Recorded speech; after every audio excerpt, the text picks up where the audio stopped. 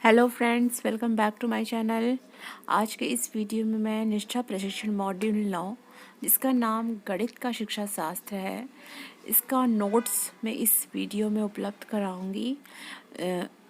उसके नोट्स का पीडीएफ और इस मॉड्यूल के अंतर्गत आने वाले गतिविधियों और प्रश्नोत्तरी का भी हल इस वीडियो में आप देख पाएंगे, और जो नोट्स होगा उसमें भी वो हल करा हुआ है आपको दिखेगा।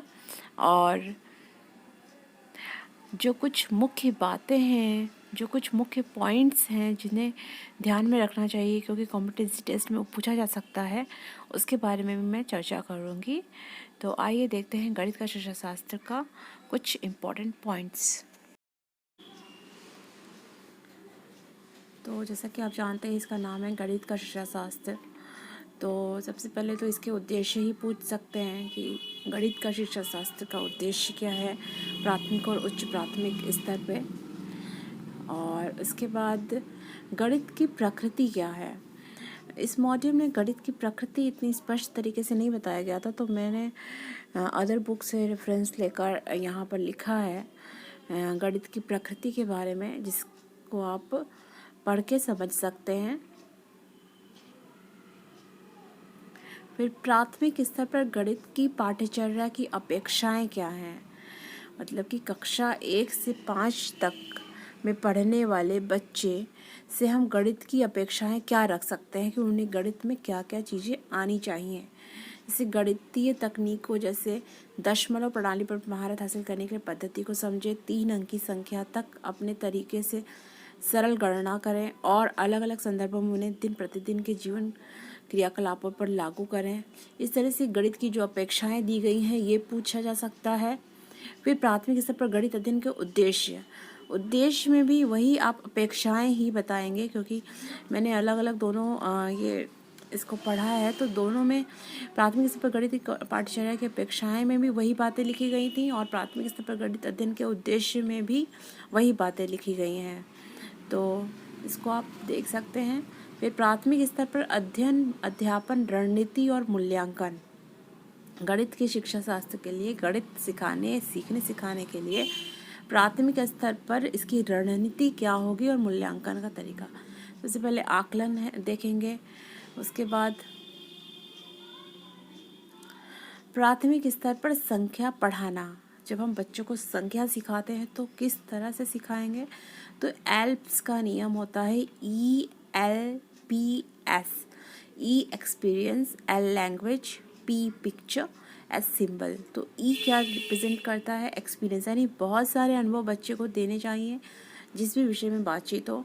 लैंग्वेज, बच्चे जो अनुभव करते हैं, देखते हैं, सुनते हैं, उस अनुभव को अपनी भाषा में व्यक्त करते हैं।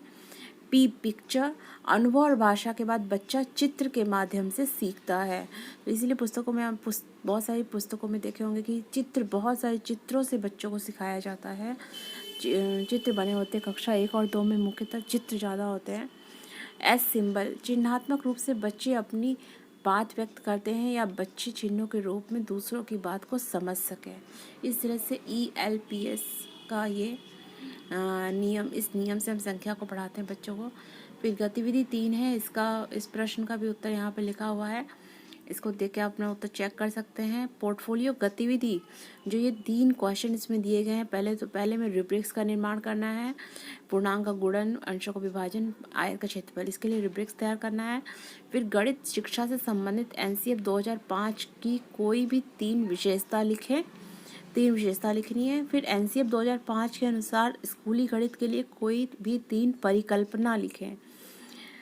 तो इसमें 3 परिकल्पना लिखी और इसमें 3 विशेषता लिखनी है और पहले में रूब्रिक्स तैयार करना है। तो इस पोर्टफोलियो गतिविधि का मैं एक अलग से वीडियो बनाऊंगी, इसको क्वेश्चन को इसका सॉल्यूशन वहाँ पे उपलब्ध कराऊंगी। तो प्लीज़ आप हमारे चैनल को यदि सब्सक्राइब नहीं किए तो सब्सक्राइब कर दीजिए और आइकॉन को प्रेस करिए, और जिससे आपको कोई भी नया वीडियो अपलोड होते ही आपको नोटिफिकेशन मिले और आप तुरंत वो वीडियो देख के उसका लाभ उठा सकें। तो पोर्टफोलियो गतिविधि का मैं अलग से वीडियो बना के अपलोड करूँगी। फिर प्रश्नोत्तरी, मुख्य प्रश्नोत्तरी है, जिसमें कि 10 क्वेश्चन होते हैं और 10 में से 10 ही आपको सही करना है। मिनिमम आपको 6 सही करने होते हैं, लेकिन आप 10 में से 10 सही करने हैं तो बहुत अच्छा है। तो अपने उत्तर की जांच भी इसे देखकर कर सकते हैं। इस तरह से ये मॉड्यूल 9 पूरा होता है। और एक इम्पॉर्टेंट बात मैं बताना चाहूँगी कि आप इस पीडीएफ को कैसे डाउनलोड कर सकते हैं। उसके लिए जो डिस्क्रिप्शन बॉक्स में एक लिंक दिया गया है, वो गूगल ड्राइव का लिंक है। उस लिंक पर आप क्लिक करेंगे तो फाइल ओपन हो जाएगी, और इसके लिए आपको कोई पासवर्ड डालने की ज़रूरत नहीं है। आप डायरेक्ट उस लिंक को ओपन करके पीडीएफ डाउनलोड कर सकते हैं या केवल रीड भी कर सकते हैं।